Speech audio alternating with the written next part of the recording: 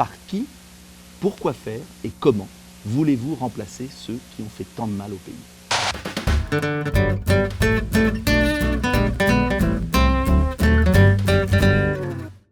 Bonjour Monsieur Dupont-Aignan. Bonjour monsieur.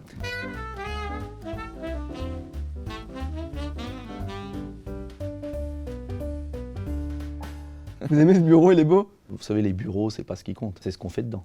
Remarque, dans votre livre, c'est vrai que vous y passez pas beaucoup de temps dans les 100 premiers jours, dans le bureau de l'Élysée. C'est le problème des présidents précédents. Une fois élus, ils sont restés enfermés dans leur bureau. Et ils ont oublié les Français. Bon, imaginons, vous êtes élu le 7 mai. C'est pourquoi j'ai écrit ce livre. Le premier objet que vous posez sur ce bureau, ça sera quoi? 2 objets, pas un seul. Une photo de ma famille et puis une petite statuette qui ne me quitte jamais, que m'a fait un jour dans un quartier un enfant handicapé, qui est un petit personnage en fil de fer que j'adore, qui est magnifique. Alors j'aimerais qu'on parle de ce livre. Mon agenda de président, c'est vos 100 premiers jours en tant que président de la République. C'est plus concret qu'un programme. J'ai justement voulu montrer comment je mettrais en œuvre des belles intentions, parce que des programmes, tout le monde est pour l'emploi, la sécurité, la justice, le pouvoir d'achat. Si vous lisez les programmes, ils sont tous pareils, quasiment. Ça m'a pris du temps parce qu'il a fallu ordonner les choses. Et je me suis posé les vraies questions, c'est-à-dire par quoi je commence.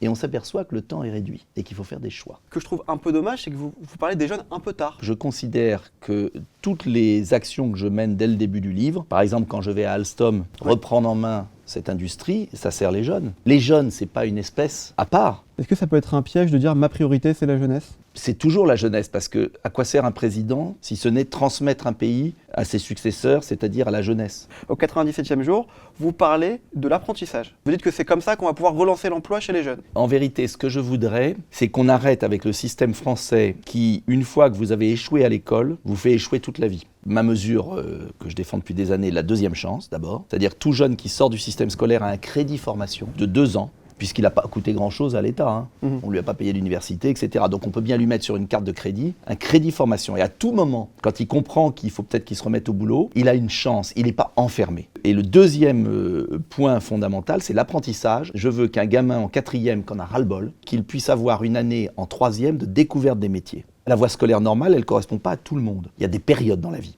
Donc d'un côté, une école avec plus de savoir, mais en même temps, plus de bifurcation. Pour bien comprendre ce que vous voulez faire, j'engage les gens à lire ce livre. Par contre, j'ai une critique à vous faire, c'est que j'ai l'impression que vous voulez vous fâcher avec personne. Vous vous fâchez avec l'Europe, soit, mais il y a des fois où vous voulez pas... Je me fâche avec les conseillers régionaux, puisque je dis que je les supprime, oui, les conseillers régionaux, et que ça fera moins de place pour les copains et les copines d'hommes politiques. Mais à part les conseillers régionaux, tout le monde est sympa dans votre livre. C'est mieux pour être élu. Ouais, mais bon. Je ne veux pas diviser les Français. Je veux être un président de rupture avec le passé, mais de rassemblement des Français pour les mobiliser. Voilà. Vous avez compris que je ne parlais pas des Français, ça vous avez le droit de les encenser, mais c'est plus sur Donald Trump, Vladimir Poutine. Cet exemple qui a attiré mon attention, c'est quand vous parlez du communautarisme. Vous en oui, parlez, parce que j'ai pas voulu... Vous êtes l'un des seuls à en parler d'ailleurs, oui. dans la campagne, et on sent que vous ciblez un peu la religion. Mais je cible personne, je dis simplement que toutes les religions doivent obéir à la République. Voilà. Je remarque quand même, et tout le monde le sait, qu'il y a eu des religions qui ont été obligées de le faire avant l'islam, pour des raisons historiques. C'est François Ier qui a obligé Rome à le consulter pour nommer les évêques, parce qu'à l'époque c'était catholique. Et je dis que la dernière religion qui est arrivée sur notre sol, où elle respecte la République, où ça se passera mal. La règle du jeu est claire pour tout le monde. Alors, quelque chose qui va faire plaisir aux jeunes maintenant, si vous êtes élu président de la République, vous parlerez sur Facebook Live. Oui. Vous le faites déjà? Parler sur Facebook Live? Oui, on le fait toutes les semaines ou tous les 15 jours. Je ne vois pas pourquoi un président de la République ne pourrait pas, une fois par semaine, ce que font les présidents américains, c'est très intéressant. Ils s'adressent à la nation américaine toutes les semaines. Mais pourquoi nous on ne le fait pas? Pourquoi le président de la République française ne garde pas ce lien? Ça n'enlève en rien la solennité de la fonction. On va faire un portrait chinois, Monsieur Dupont-Aignan. Si vous étiez un film, vous seriez lequel? Ah, il y a un film que j'adore, mais est-ce que je serais ce film-là? C'est de Salgado, Le sel de la terre. Je ne sais pas si vous connaissez ce grand photographe brésilien. Si vous étiez un animal? Ah, j'ai toujours rêvé d'être un éléphant, parce que je trouve les éléphants beaux, solides et gentils, et en même temps puissants. C'est pas un éléphant, on dit que ça tromperait énormément aussi? Non, les éléphants sont profondément gentils. Si vous étiez un homme politique à part vous? Je serais pas un homme politique, je serais un héros, Robin des Bois, Astérix, Tintin, non. Parce qu'on est sur Internet, vous savez, il faut maîtriser la langue française quand on veut être président de la République, et plein de mots sont entrés dans le dictionnaire. Si je vous dis, est-ce qu'on a un problème avec la bœuf dans ce pays? La bœuf, oui, il y a un problème, je pense. On en consomme un peu trop. Ah, faut légaliser le cannabis, non? Non, je crois pas. C'est un bolos ou pas, Donald Trump? Ah, on me l'a dit ce que c'était, je me souviens plus. Un bolos, c'est un mec un peu à côté de ses poules. Voilà, c'est ça, oui. On va voir à l'usage. Vous allez faire quoi comme chouille si vous êtes élu président de la République? Comme chouille? Alors là, je sais pas. Ça vient d'entrer dans le dictionnaire, ça veut dire la fête. Une belle fête populaire, un beau 14 juillet avec tous les Français. Pour terminer, on se fait un check. J'ai fait ça au salon Oui, du jeu comment vidéo, mais je me souviens plus ce que c'était. Voilà, comme ça. Oui, mais Vous croyez que vous pouvez dire bonjour comme ça à Vladimir Poutine? je crois pas que ce soit le genre. Non. On va faire le que oui que non. Vous connaissez le que oui que non? Oui, que oui, que non. Est-ce qu'il faut qu'il y ait un statut spécial pour la première dame en France? C'est pas une question de statut. Qu'est-ce que ça veut dire les statuts? Il y a déjà plein de statuts en France. Est-ce que, en tant que président, vous décidez de garder l'euro comme monnaie? Il y aura oui, un que nouvel non. euro, un euro franc. Ça sera un mélange. Donc, Il y aura le meilleur de l'euro, le meilleur du franc. en tant que président, vous habiteriez à l'Élysée? Oh oui, c'est beaucoup plus pratique en termes de sécurité et on travaillera plus. En politique, ils sont tous pourris ou pas? Non, bien sûr que non. Simplement, les deux grands partis, et maintenant le troisième, qui nous ont gouvernés, ont beaucoup de mal à faire régner l'honnêteté en leur sein. Et c'est dommage parce que la mauvaise herbe pousse plus vite que la bonne herbe. Donc parfois, il faut la couper. Il y a du bon dans le revenu universel? L'idée d'universel est bonne. J'ai inventé le travail universel. Donner à chaque Français une activité. Parce que le revenu sans travail, moi, je ne connais pas encore. Enfin, il y en a certains qui connaissent. Mais... Vous boirez un verre de vin le soir de votre victoire? Oui, je veux bien un verre, même de champagne. Si vous êtes élu, Tout le monde. la courbe du chômage, elle sera vraiment inversée ou pas? Oui, oui. Ça, j'en suis sûr. Vous croyez en Dieu? Je vous demande pas lequel. Que oui, Vous êtes pour l'état d'urgence? que oui. Vous êtes pour le retour de Karim Benzema en équipe de France? Je n'ai pas vu ces derniers résultats. Pour l'instant, que non. Vous avez déjà été sur Tinder? Non, que non. Ah, c'est dommage, mais à mon époque, quand j'étais plus jeune, ça n'existait pas. Avant que je sois marié, ça n'existait pas. Et vous avez beaucoup de chance maintenant. Je sais pas. Vous connaissez le nombre de régions en France? Ah bah maintenant, il n'y en a plus que 13. Plus 5 en Outre-mer. Oui, de toute façon, je les supprime.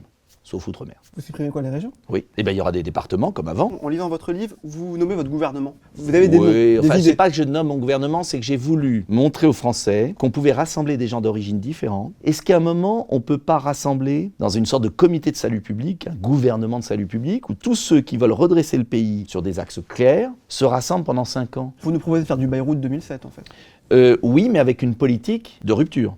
On va terminer avec la question qui tue. Est-ce que ça t'arrive quelquefois de te demander ce que tu fais là, dans cette élection présidentielle?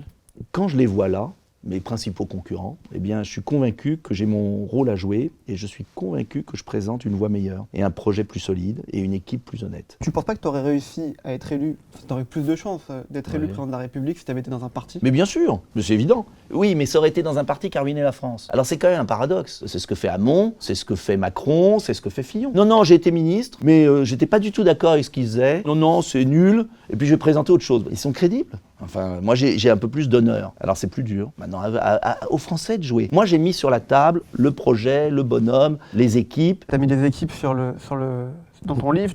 Oui, Tu mais il y en donnes a des noms. d'autres. Tu parles pas, par contre, tu dis toujours le Premier ministre. Parce que je veux garder ma liberté en fonction du résultat des élections. Si je te dis Arnaud Montebourg, Florian Philippot. Il y a plein de talents. Florian Philippot, ça serait possible en Premier ministre de Nicolas Dupont-Aignan? Je vois bien le piège, alors là, vous feriez de l'audience. Je suis pas né de la dernière pluie. Monsieur Dupont-Aignan, merci beaucoup. Je vais vous demander de passer Merci derrière à le vous. bureau et essayer de convaincre les indécis.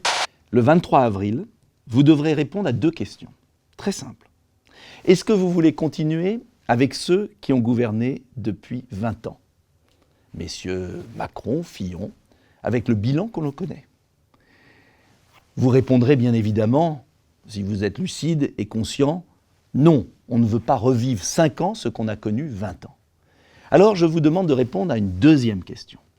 Par qui, pourquoi faire et comment voulez-vous remplacer ceux qui ont fait tant de mal au pays? Et je propose justement une rupture radicale et en même temps sérieuse, de bon sens.